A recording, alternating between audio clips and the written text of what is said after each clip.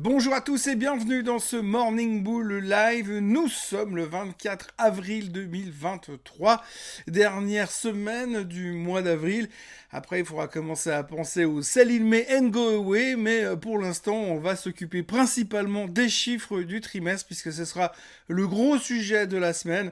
Avec un petit plus à la fin, vendredi, on aura les chiffres du PCE, donc le chiffre de l'inflation qui va pouvoir potentiellement permettre à la Fed de prendre une décision définitive lors de son meeting qui aura lieu mardi et mercredi dans un peu plus de 8 jours. Donc, grosso modo, on a une semaine qui commence très doucement.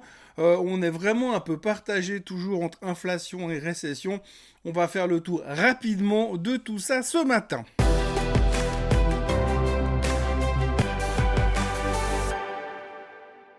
Donc ce qu'il faut retenir aujourd'hui pour l'instant, c'est que on n'est pas non plus dans le marché le plus fun de la planète. Alors ok, c'est clair, si la semaine dernière vous étiez short Tesla, c'était une bonne semaine pour vous, mais pour l'instant, on se rend compte quand même que depuis le début du mois d'avril, depuis qu'on s'est rendu compte que les banques étaient finalement intouchables, puisque chaque fois qu'il y aurait un problème, les gouvernements arriveraient, voleraient à leur secours, mais seulement si vous êtes une banque, et bien depuis cet état de fait, les marchés ne font plus grand chose. Alors oui, forcément, on a le CAC 40 qui bat des records tous les jours, mais ça c'est à part. Mais à côté de ça, vous avez par exemple le S&P 500 qui est coincé dans un range de 100 points. Oui, 100 points sur le S&P 500 et il ne se passe plus rien. La volatilité est en train de se péter la figure, ça on en parle depuis plusieurs jours. Le S&P 500 est complètement scotché et on attend on ne sait quoi comme information pour démarrer dans un sens ou dans l'autre. Le plus gros problème aujourd'hui, le plus gros challenge sera de déterminer dans quelle direction on va partir. Grosso modo, si on regarde les statistiques depuis le début de l'année, si on part du principe que chaque fois qu'on a eu un début d'année aussi bon, chaque fois qu'on a eu un mois de janvier aussi bon, chaque fois qu'on a eu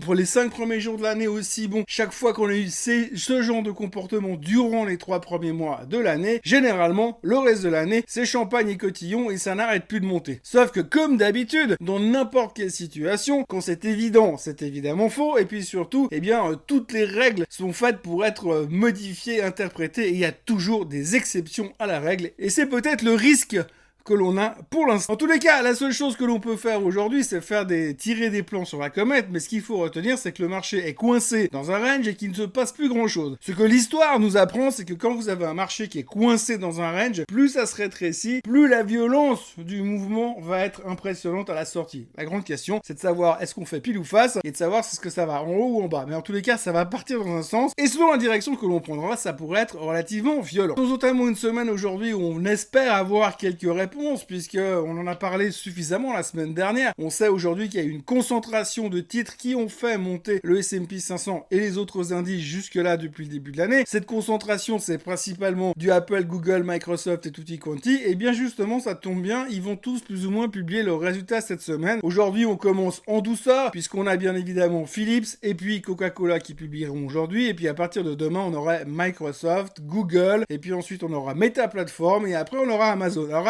Apple, ils ont gardé un peu de temps pour eux, de réflexion. Ils publieront la semaine prochaine, juste après le meeting de la Fed, histoire de mettre le coup de grâce ou de donner un coup de boost, on ne sait pas. Mais en tous les cas, cette semaine, beaucoup de gros chiffres et beaucoup de chiffres importants qui ont la capacité de faire bouger les marchés. Imaginez une grosse déception sur Microsoft, ça pourrait être assez violent pour les marchés, mais l'inverse est vrai également. Donc pour ceux qui veulent, eh bien vous avez la liste de tous les titres qui vont publier cette semaine. Vous voyez qu'il y a du monde, c'est une des plus grosses semaines. 170 sociétés qui vont publier rien que sur le S&P 500. Et puis il y aura évidemment beaucoup de monde ailleurs, puisqu'il y aura Nestlé demain, UBS demain entre autres, mais surtout aujourd'hui nous avons le Crédit Suisse qui publie leurs chiffres. Alors évidemment on n'attend que des choses bien pourries à souhait, ça ne va pas changer la face du monde de toute façon. L'affaire est déjà classée du côté du Crédit Suisse. Par contre, alors ce qui est assez rigolo, c'est que ce week-end on a appris que la caisse de pension de Migros avait engagé des avocats pour attaquer la FINMA par rapport à ce deal UBS Crédit Suisse en leur reprochant leur perte de 100 millions qu'ils ont pris sur leur fonds de pension, et ça leur fait pas plaisir. Donc ça, c'est des choses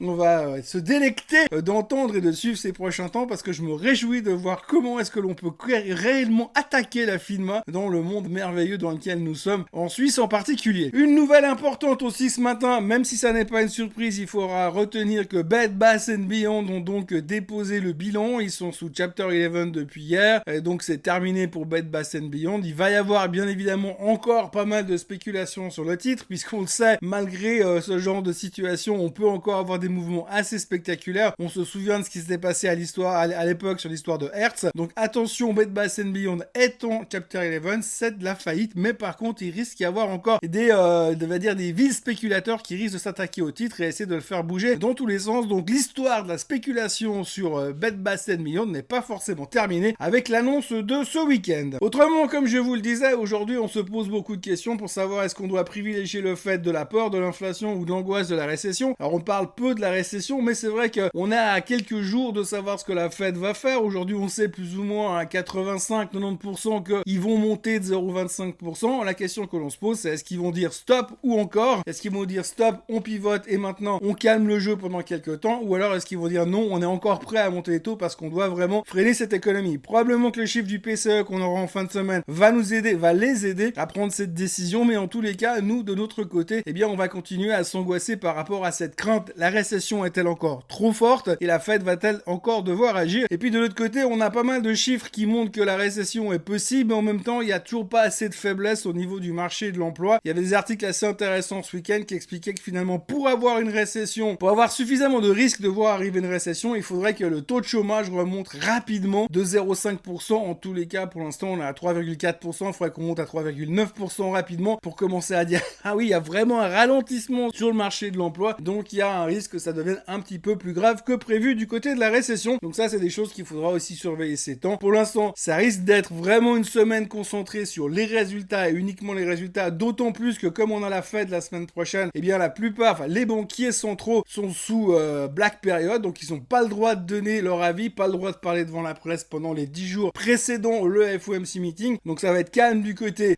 patron de la Fed, on va dire. Du côté macro, ça sera relativement calme jusqu'à mercredi. Après, il y aura le PIB américain qui sera publié. Là aussi, indication par rapport à une éventuelle peut-être récession. Et puis donc, comme je vous le disais, le PCE en fin de semaine. C'est un peu là-dessus que cette semaine va s'articuler. Et pour l'instant, ça démarre tout en douceur, avec quelques craintes quand même, parce qu'on voit que le pétrole est sous pression, parce qu'on parle d'une économie qui va ralentir. Donc si l'économie ralentit, les gens font moins de consommation, moins de plein d'essence. Donc du coup, faiblesse sur le baril. Du coup, on se fout pas mal de ces 1 million de barils qui ne sont pas produits chaque jour. Et puis autrement, on a l'or qui est repassé en dessous des 2000 et le Bitcoin qui est repassé en dessous des 28 000. Donc cette espèce d'euphorie généralisée qu'on avait il y a quelques jours s'est transformée en wait and see. Mais on est toujours dans un range où il ne se passe pas grand chose et c'est un petit peu comme ça que j'aurais dû commencer par résumer ce lundi matin. Voilà ce que l'on pouvait raconter brièvement en ce début de semaine. Nous sommes donc le 24 avril. Il faudra surveiller aussi le plafond de la dette parce que le plafond de la dette, on commence à en parler de plus en plus. Pour l'instant, on s'en fiche toujours un peu, mais ce qu'il faut vraiment constater, c'est que de plus en plus d'investisseurs achètent des bons du trésor, mais du très court terme, pour être vraiment prêts à ressortir assez rapidement et surtout ne veulent pas prendre le risque de prendre plus de 2 mois parce qu'il y a un risque un peu trop grand de voir un défaut à partir du mois de juin, comme on le répète depuis quelques temps. Mais pour l'instant, c'est vraiment assez calme sur le sujet du plafond de la dette. Mais,